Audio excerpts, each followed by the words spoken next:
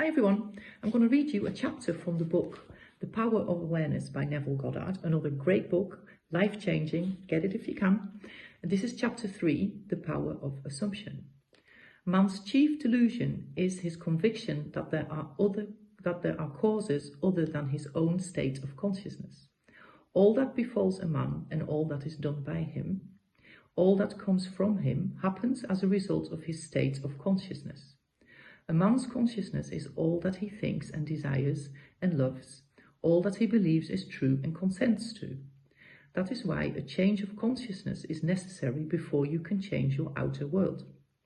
Rain falls as a result of a change in the temperature in the higher regions of the atmosphere. So, in like manner, a change of circumstance happens as a result of a change in your state of consciousness. To be transformed, the whole basis of your thoughts must change. But your thoughts cannot change unless you have new ideas. For you think from your ideas. All transformation begins with an intense, burning desire to be transformed. The first step in the renewing of the mind is desire. You must want to be different before you can begin to change yourself. Then you must make your future dream a present fact. You do this by assuming the feeling of your wish fulfilled. By desiring to be other than what you are, you can create an ideal of the person you want to be and assume that you are already that person. If this assumption is persisted in until it becomes your dominant feeling, the attainment of your ideal is inevitable. The ideal you hope to achieve is always ready for incarnation, but unless you yourself offer it human parentage, it is incapable of birth.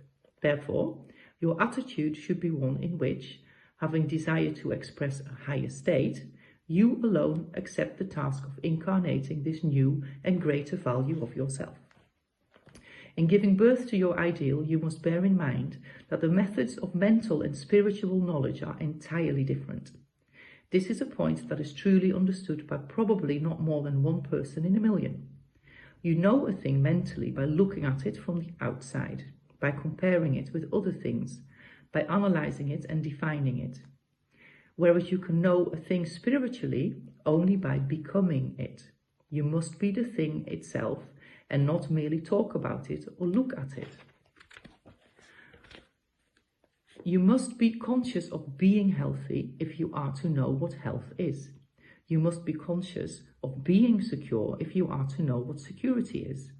Therefore, to incarnate a new and greater value of yourself, you must assume that you already are what you want to be, and then live by faith in this assumption, which is not yet incarnate in the body of your life, in confidence that this new value or state of consciousness will become incarnated through your absolute fidelity to the assumption that you are that which you desire to be.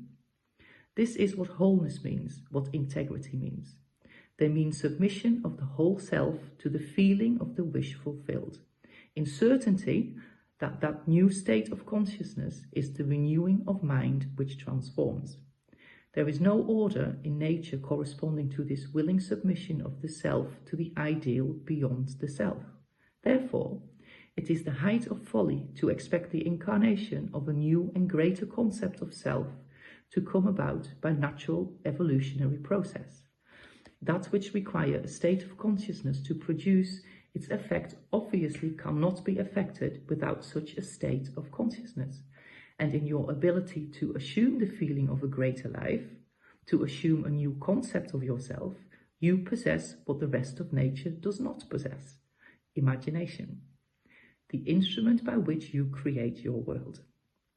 Your imagination is the instrument, the means whereby your redemption from slavery, sickness and poverty is effected.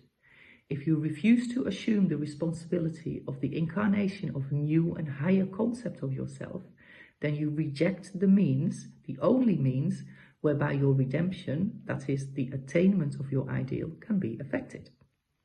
Imagination is the only redemptive power in the universe. However, your nature is such that it is optional to you whether you remain in your present concept of yourself, a hungry being longing for freedom, health and security, or choose to become the instrument of your own redemption. imagining yourself as that which you want to be, and thereby satisfying your hunger and redeeming yourself. Interesting, huh? Play with that for a while. Have fun with it. Bye.